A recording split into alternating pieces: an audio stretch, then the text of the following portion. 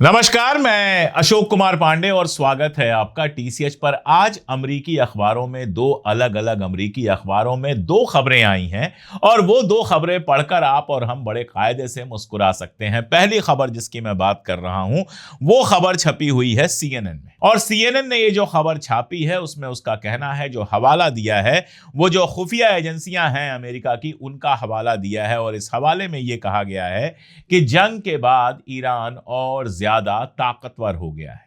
अब ये खुफिया एजेंसियां कह रही हैं, सीएनएन कह रहा है, सब कह रहे हैं। हम तो अपने चैनल पर पिछले महीने भर से यही बात कह रहे हैं कि इस जंग के बाद ईरान और ज्यादा मजबूत होकर निकला है और ज्यादा ताकतवर होकर निकला है। हालांकि ये जो आकलन है, ये जो खबर छपी है वो कोई ईरान के फेवर में नहीं छपी है, वो ईरान के खिलाफ छपी है। आप जानते हैं नेतन्याहू का वहां की मीडिया में बहुत दखल है, ज़ायनिस्ट लॉबी बहुत दखल रखती है, और कहा यह जा रहा है कि अमेरिकी प्रशासन के अंदर कुछ लोग ऐसे हैं जो इस बात से बहुत दुखी हैं कि ईरान के साथ ट्रंप ने समझौता कर लिया। इसमें मार्क रूबियो का भी नाम शामिल है। तो ये जो रिपोर्ट आई है, इस रिपोर्ट में बताया गया है कि ईरान बहुत ज्यादा ताकतवर हो गया है, आगे भी कभी भी स्ट्रेट ऑफ होर्मुज को बंद कर सकता है। एटॉमिक जो उसका बम बनाने का है उस पर अमेरिका की पूरी बात वो नहीं मानेगा, और अंदर अंदर कभी भी बम बना सकता है। ऐसा हथियार है ईरान के पास जो परमाणु बम से ज्यादा असरकारी है। और साथ में ये कि कभी भी वो यमन के होती विद्रोहियों को, होती जो लीडर्स हैं वहां के, उनसे कहकर बाब अल मंदेब को बंद करवा सकता है। तो ये सारी बातें करके ट्रंप से कहा जा रहा है वहां पर कि डील से वापस लौट जाओ, डील मत करो, लड़ाई दोबारा शुरू करो। ये वही बात है जो नेतन्याहू के मन की बात है। नेतन्याहू चाहता है किसी तरह से डील टूट जाए, इसलिए अमेरिकन एजेंसीज में जो उसके अपने लोग हैं उनके थ्रू वो प्रेशर बना रहा है। आप देखिए, जब ये डील फाइनल होती है तो इसमें किसका रोल देखा आपने? सिर्फ और सिर्फ जेडी वांस का रोल देखा, जो शुरू से इस जंग के खिलाफ है। जितने भी जंगखोर थे अमेरिका के सिस्टम में या पूरी तरह से नेतन्याहू के लिए काम करने वाले लोग थे, यहां तक कि दो इंटरलोक्यूटर जो भेजे थे पाकिस्तान, जारेड कुशनर और स्टीव विटकॉफ, उनका भी कहीं दूर दूर तक पता नहीं है, साइनिंग में कहीं वो शामिल नहीं है। मार्क रूबियो भी साइनिंग में शामिल नहीं है। ट्रंप ने यह बात समझ ली कि अगर डील करनी है तो सिर्फ उन्हीं लोगों पर भरोसा कर सकता है जो नेतन्याहू के आदमी नहीं है, जो वाकई अमेरिका के आदमी है। और इसीलिए जेडी वांस के ऊपर भरोसा किया और इसीलिए ईरान ने भी डील साइन की। स्टीव विटकॉफ और जारेड कुशनर के साथ बातचीत करने में ईरान बहुत ज्यादा इंटरेस्ट नहीं दिखा रहा था। तो एक तो खबर यह आई है जिसका मकसद भले गलत हो, लेकिन खबर सही है कि ईरान जंग के बाद और ज्यादा मजबूत हो गया है। और दूसरी खबर वो जिसकी बात हम लगातार कर रहे हैं, यह खबर आई है राइटर्स के हवाले से, और राइटर्स बता रहा है कि इस समझौते में 300 अरब डॉलर की बात है। 300 बिलियन डॉलर की बात है। आप 300 बिलियन डॉलर, 300 लिखिए और उसके बाद जीरो लगाते जाइए, देखिए कितना लंबा होता है 300 बिलियन डॉलर। अभी तक जो बात आ रही थी वो 24 बिलियन डॉलर की आ रही थी, अब ये बात आई है 300 बिलियन डॉलर की। ये ईरान को दिए जाएंगे। और आप देखिए, पुराने किस्से याद कीजिए, जो बादशाह लड़ाई हार जाता था, जो राजा महाराजा लड़ाई हार जाता था, वो सामने वाले को मुआवजा दिया करता था, सोने की अशरफियां दिया करता था, साथ में चांदी के सिक्के दिया करता था, जो वहां के सिक्के हुआ करते थे वो दिया करता था, और ये सारा माल असबाब मुआवजे में देकर हाथ जोड़कर कहता था कि भाई आप जीत गए, अब ये पैसा लीजिए और हमें छोड़ दीजिए। इस बार भी ईरान के साथ यही हुआ है। ईरान को 300 बिलियन मुआवजा मिलेगा, और यह मुआवजा उसके यहां की दो सबसे बड़ी प्रॉब्लम्स, महंगाई और बेरोजगारी, दोनों को लंबे समय के लिए दूर कर देगा, ईरान को डेवलप होने का मौका देगा। इस मुआवजे में और क्या क्या है मैं बहुत डिटेल में बताऊंगा, लेकिन बेरोजगारी की प्रॉब्लम तो अपने हिंदुस्तान में भी कम नहीं है, पाकिस्तान में भी कम नहीं है, दुनिया में कम नहीं है। और इस बेरोजगारी से लड़ने का एक तरीका यह है कि एआई को कायदे से सीख लिया जाए, और एआई को सीखकर अपनी जो क्षमता है, अपने अंदर जो कैपेबिलिटी है, उसको और बढ़ाया जाए, क्योंकि अभी मार्केट में जॉब के लिए आपको एआई को जानना बहुत जरूरी है, इसीलिए एक सलाह लेकर आया हूं। इसके बाद ईरान और इजराइल और अमेरिका और मिडिल ईस्ट पे इतनी सारी अपडेट्स हैं, वो सारी की सारी बहुत डिटेल में आपको बताऊंगा। एक तरफ पॉलिटिकल वार, दूसरी तरफ ग्लोबल वार इशू, और तो और इकोनॉमी और स्टॉक मार्केट्स हिल रहे हैं, और दूसरी तरफ लोगों की नौकरियां जा रही हैं। एक इंफॉर्मेशन वार छिड़ी हुई है और इसमें जीत उसी की होगी जिसके पास सही हथियार होगा। और एआई की दुनिया में आज एक नाम है जिसे लोग ब्रह्मास्त्र कह रहे हैं, क्लॉड। जॉब करते हैं क्लॉड यूज करने वाले लोग अपने मैनेजर को वो आउटपुट दे रहे हैं जो पहले पूरी टीम देती थी। फ्रीलांसर हैं जो पहले हफ्ते में डिलीवर होता था, अब एक दिन में, और क्लाइंट्स स्पीड के साथ क्वालिटी से भी खुश हैं।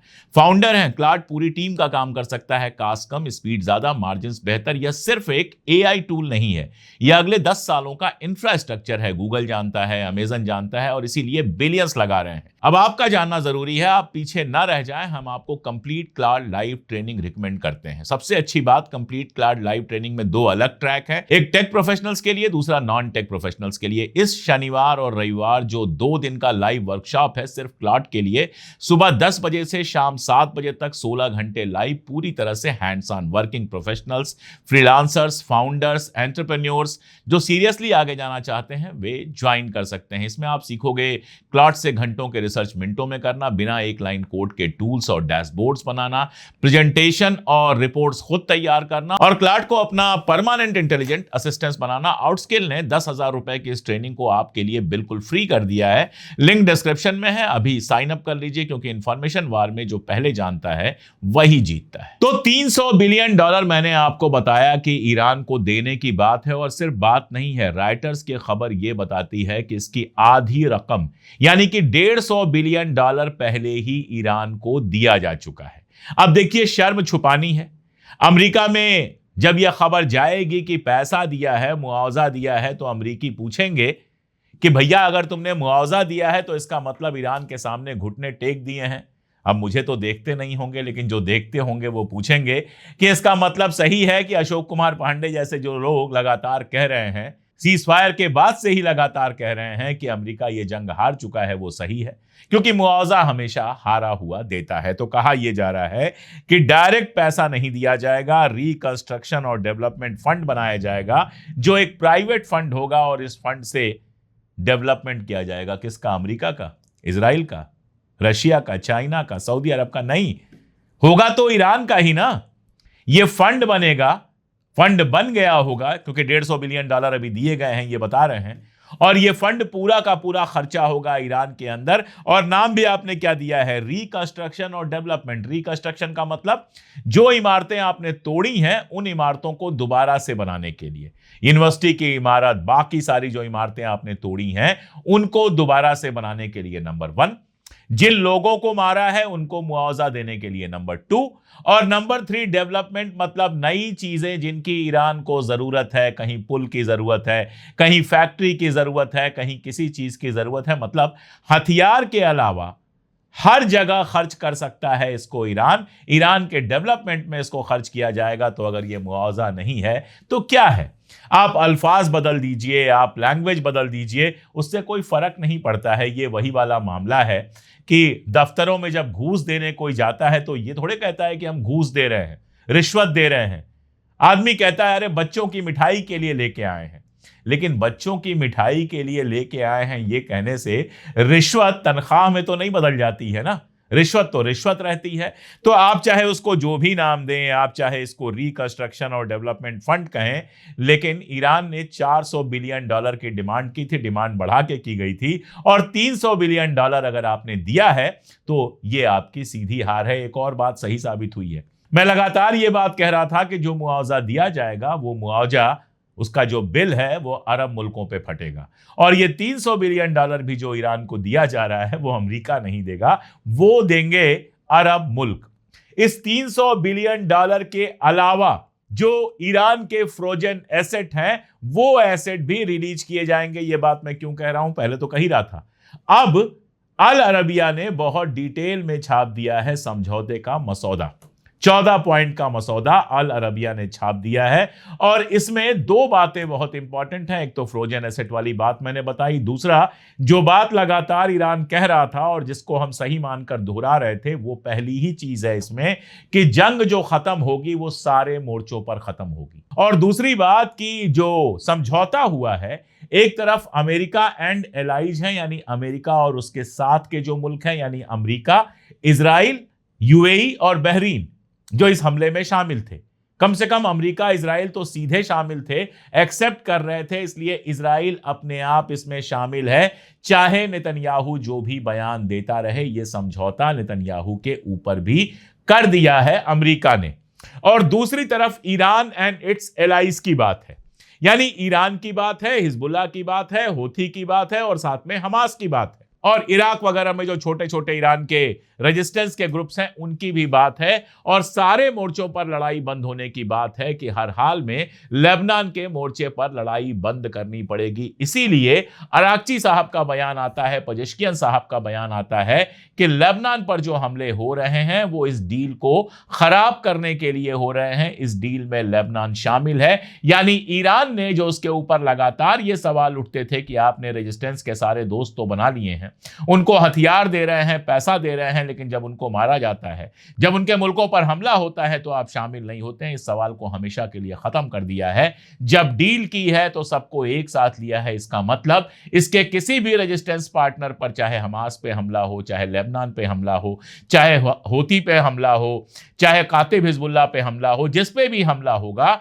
उसको ईरान पर हमला माना जाएगा। वो इस समझौते का तोड़ा जाना माना जाएगा और ईरान को पूरा हक मिलेगा कि वो इजराइल के ऊपर अटैक कर सके। तो आप समझ सकते हैं कि इस समझौते को जब पॉइंट दर पॉइंट देखते जाते हैं तो आपको पता ये चलता है कि ये पूरी तरह से ईरान के जीत का समझौता है। अब आप देखिए, जो कनाडा के प्रधानमंत्री हैं, प्राइम मिनिस्टर हैं मार्क कार्नी, उनका एक बयान आता है कि मैंने 14 पॉइंट्स वाला ये मसौदा देखा है और ये काफी अच्छा है, इसकी वजह से ईरान कभी एटॉमिक हथियार नहीं बना पाएगा। अब ये बड़ा मजेदार है, एक ही बात सब दोहरा रहे हैं, नेतन्याहू भी अपने यहां यही कह रहा है, ईरान एटॉमिक हथियार नहीं बना पाएगा और जब तक इजराइल है तब तक ईरान एटॉमिक हथियार नहीं बना पाएगा। यह भी बता देना चाहिए कि आखिर इजराइल है कब तक। जो हालात हैं, मैंने कल के वीडियो में बहुत डिटेल बात की थी कि यही हालात बने रहे तो इजराइल के वजूद की दिक्कत आ सकती है। अमेरिका भी यही कह रहा है, जेडी वांस भी यही कह रहे हैं, ट्रंप भी यही कह रहे हैं, यानी उनको जीत के नाम पर एक ही चीज मिली है कि ईरान अब एटॉमिक बम नहीं बनाएगा। अब सवाल यह है कि ईरान एटॉमिक बम बना कब रहा था? ईरान के अंदर तो आयतुल्लाह खामनेई का फतवा था कि एटॉमिक बम नहीं बनेगा, वरना 40 सालों में एटॉमिक बम बना लेना कोई इतनी मुश्किल चीज नहीं थी। और वो भी तब जब नॉर्थ कोरिया, चाइना, रशिया से उसकी दोस्ती रही है और रशिया से एक रूट कम से कम ऐसा है जिस पर ना अमेरिका रोक सकता है ना कोई और रोक सकता है। बड़े आराम से एनरिच यूरेनियम आ सकता था और जैसे पाकिस्तान और नॉर्थ कोरिया ने अपने टाइम में सारे प्रेशर के बावजूद एटॉमिक बम बना लिया, ईरान बना सकता था। अगर ईरान ने नहीं बनाया तो वो सिर्फ और सिर्फ इसलिए क्योंकि जो उसके रहबर आजम थे आयतुल्लाह खामनेई, उन्होंने कहा था कि नहीं, एटॉमिक बम जो है वो एंटी इस्लामिक है, हम ऐसा कोई बम नहीं बनाएंगे जिससे एक साथ इतने लोगों को मारा जा सकता है। ये प्रॉब्लम ईरान की थी। ईरान अपनी वजह से एटॉमिक बम नहीं बना रहा था, आपकी वजह से एटॉमिक बम नहीं बनाएगा। यह आपकी खामख्याली है और इसको जीत की तरह दिखाने के लिए सारे लोग लगे हुए हैं। एक और चीज है जिसको सारे लोग जीत की तरह दिखा रहे हैं और कह रहे हैं स्ट्रेट ऑफ हॉर्मुज खुल जाएगी। अब मैं ये दोहराऊंगा नहीं कि भैया स्ट्रेट ऑफ हॉर्मुज तो पहले से खुली हुई थी, मैं दूसरी बात कर रहा हूं। मैं ये कह रहा हूं, ईरान के नेताओं का कमेंट पढ़िए और समझ में आता है कि क्यों ट्रंप ने कभी कहा था कि ईरान को डिप्लोमेसी में कभी नहीं हराया जा सका। उनका कहना है कि टॉल तो हम वसूल ही नहीं रहे थे, हम टॉल का नाम ही नहीं ले रहे हैं, लेकिन मेंटेनेंस फीस हम वसूलेंगे। यह वही है कि रिश्वत तो हम लेते ही नहीं है, लेकिन बच्चों के लिए मिठाई ले लेते हैं। तो उन्होंने कह दिया कि हम टॉल नहीं वसूलेंगे। ठीक है, आपके इंटरनेशनल रूल कहते हैं कि टॉल नहीं वसूल सकते, तो हम टॉल नहीं वसूलेंगे। लेकिन भाई वो हमारा इलाका है, पानी हमारा है।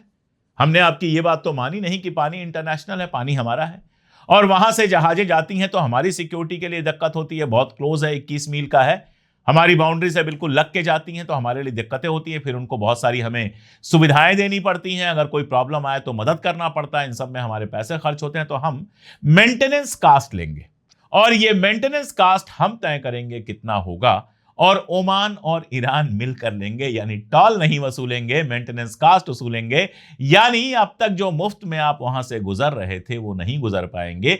आपको ईरान और ओमान को पैसा देना पड़ेगा, चाहे आप उसको टॉल कहिए, चाहे आप उसको सुविधा शुल्क कहिए, चाहे आप उसको मेंटेनेंस कहिए, जो आपको कहना हो कहिए। तो होर्मुज के मामले में भी एक तरफ तो ईरान ने यह प्रूव कर दिया कि किसी भी हालत में कोई स्ट्रेट ऑफ होर्मुज नहीं खुलवा सकता अगर ईरान ने बंद कर दिया, और दूसरी तरफ यह कह दिया कि ठीक है, हम टॉल नहीं लेंगे, जहाजें आराम से जाएं, हम कोई गोलाबारी उनके ऊपर नहीं करने वाले हैं, लेकिन मेंटेनेंस फीस लेंगे। और यकीन जानिए, यह सुनकर बहुत सारे प्राइवेट सेक्टर के, यानी प्राइवेट सेक्टर जो है और जो गवर्नमेंट सेक्टर का मैरीटाइम ट्रेड है, पूरा पानी में का ट्रेड जो होता है, जहाजों से जो ट्रेड होता है वो चलाने वाले हैं, उनको बहुत सुकून और राहत मिली होगी। थोड़ा बहुत पैसा दे देना उनके लिए बड़ा आसान है, कोई मुश्किल काम नहीं है। समंदर से एक लोटा पानी निकाल कर दे देना है उनको, लेकिन इससे उनका रास्ता सेफ हो जाएगा। लेकिन वो समंदर का जो एक लोटा पानी है वो कहां जाएगा, वो मेंटेनेंस फीस कहां जाएगी? ईरान में आएगी। तो एक तरफ आप जोड़ते चले जाइएगा, एक एक करके जुड़वा रहा हूं मैं।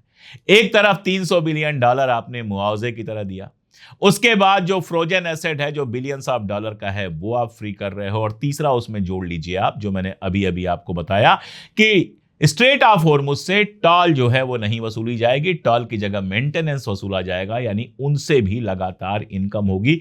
3 इनकम्स तो मैंने आपको जुड़वा दी, अब चौथी जोड़िए। जब जंग नहीं हुई थी तो ईरान के ऊपर लगातार सैंक्शन लगाए गए थे। ईरान अपना तेल नहीं बेच पा रहा था, केवल सेलेक्टेड कंट्रीज उसका तेल खरीद रही थी, जिसमें चाइना और रशिया थी। रशिया के पास अपना ही तेल बहुत ज्यादा है, तो चाइना, लैटिन अमेरिकन कुछ कंट्रीज, इस तरह की कंट्रीज को ही वो तेल बेच पा रहा था, जो अमेरिकी सैंक्शन से बिना डरे तेल खरीद रही थी। अब कार्नी साहब का भी कहना है, जो कनाडा के प्रधानमंत्री हैं, और ट्रंप साहब का भी कहना है कि अब ईरान तेल बेच पाएगा, सैंक्शन हटा लिए जाएंगे फिलहाल तुरंत तेल बेचने से। अब ईरान का तेल जब दुनिया भर के मार्केट में जाएगा तो जो पैसा आएगा वो भी ईरान के पास जाएगा, ये इनकम बढ़ गई। साथ में 14 पॉइंट का वो मसौदा आप पढ़ते हैं तो पता ये चलता है कि 60 दिन तक जो बातचीत चलेगी उसके बीच में कुछ सेकेंडरी सैंक्शंस तो हटा ही लिए जाएंगे और बाद में सारे सैंक्शन हटाए जाएंगे। यानी ईरान सारी दुनिया से अपनी मनमर्जी की चीजें खरीद सकता है और अब उनको बेच सकता है। ये ईरान के लिए कितना प्रॉफिटेबल होगा और सोर्स ऑफ इनकम होगा, आप सोच लीजिए। खास तौर पे तब जब उसने अमेरिका के ऐसे जहाजों को गिराया है जिनके बारे में कहा जाता था कि इन जहाजों को कोई गिरा ही नहीं सकता, F-32 और कौन से दुनिया भर के जहाज थे, और जिन ड्रोन से गिराया है वो खुद उसके यहां बने हैं। तो अपने यहां बने सस्ते ड्रोन से, $2,500 के ड्रोन से 35-40 मिलियन के जहाज उसने गिराए हैं। तो जरा सोचिए, सारी दुनिया की निगाहें ईरान पर होंगी कि यार इनसे ड्रोन खरीदते हैं, इनसे मिसाइलें खरीदते हैं। इनके ड्रोन्स और मिसाइल ने, जो अपने आप को बहुत बड़ा तोप समझते थे इजराइल, उनकी हालत खराब कर दी है। अच्छा, इजराइल लगातार ये माहौल बनाता रहा है कि वो तो बड़ा एडवांस है, लेकिन इस जंग को देखिए। ईरान ने जो मिसाइलें मारी वो उसकी अपनी मिसाइलें थी। ईरान ने जो इंटरसेप्टर्स लगाए थे वो उसके अपने इंटरसेप्टर थे, चीन की मदद से बने थे लेकिन बने वहीं थे। ईरान ने जो मिसाइलें बनाई, मैंने आपको बताया था, उसके खुद की बनाई हुई हैं। ईरान ने जो ड्रोन्स बनाए हैं वो खुद बनाए हैं। और उधर आप जरा इजराइल में देख लीजिए, आयरन डोम बराक ओबामा ने दिया था। उसके बाद जो इंटरसेप्टर्स आए हैं, थार्ड मिसाइल, पेट्रियट मिसाइल, वो सब डोनाल्ड ट्रंप ने दिया है। इसके अलावा जितने हेलीकॉप्टर, फाइटर जेट वगैरह वगैरह हैं, वो जर्मनी, अमेरिका या फिर ब्रिटेन से खरीदे हुए हैं। खुद क्या बनाया है, खुद कौन सा हथियार बनाया है इजराइल ने जिस पर वो इतरा रहा था? तो एक तरफ इजराइल के पास दुनिया भर के एडवांस मुल्कों के खरीदे हुए हथियार थे, अमेरिका के पास तो अपने शानदार हथियार थे, और दूसरी तरफ ईरान में सब कुछ खुद बनाया गया था, वो भी तब जब 40 साल से उसके दरवाजे बंद कर दिए गए हैं, कहीं से कुछ खरीदना और बेचना मुश्किल हो गया है। तो दुनिया के सामने ये बात तो गई होगी ना कि टेक्नोलॉजी में ईरान इन सब से काफी आगे है। तो अब ये टेक्नोलॉजिकल सामान खरीदने के लिए सबकी जीभ लपलपा रही होगी, और एक बार सैंक्शन हटेंगे तो दुनिया में ईरान न केवल तेल का बल्कि हथियारों का भी बड़ा सप्लायर बनेगा। अब इस 5वें पॉइंट को आप जोड़ लीजिए और फिर बताइए कि ईरान की जीत हुई है कि नहीं है। खासतौर पे अगर वो भक्त सुन रहे हो जो अभी भी सीना पीट रहे हैं, तो वो खुद जरा जोड़ घटा लें, कैलकुलेटर लें, दिमाग लगाएं। दिमाग तो उनके पास है नहीं, वो तो कहीं और गिरवी रख दिया है, लेकिन जितना भी थोड़ा बचा खुचा है उसको लगाकर कैलकुलेटर से जोड़ें और जरा मुझे बताएं कि इसमें इजराइल का क्या फायदा हुआ है। जरा मुझे बताएं इसमें अमेरिका का क्या फायदा हुआ है, और मैंने आपको बताया कि इसमें ईरान का क्या फायदा हुआ है। तो जब ईरान के फायदे ही फायदे हैं और बाकी ना अमेरिका ना इजराइल को चवन्नी नहीं मिली है, तो जीत किसकी हुई है? क्या इस पर भी कोई सवाल बाकी रह जाता है? आप बताइएगा कमेंट में। भक्त तो बेचारे सिर्फ सिर पीटेंगे। आज के लिए इतना ही, बहुत शुक्रिया।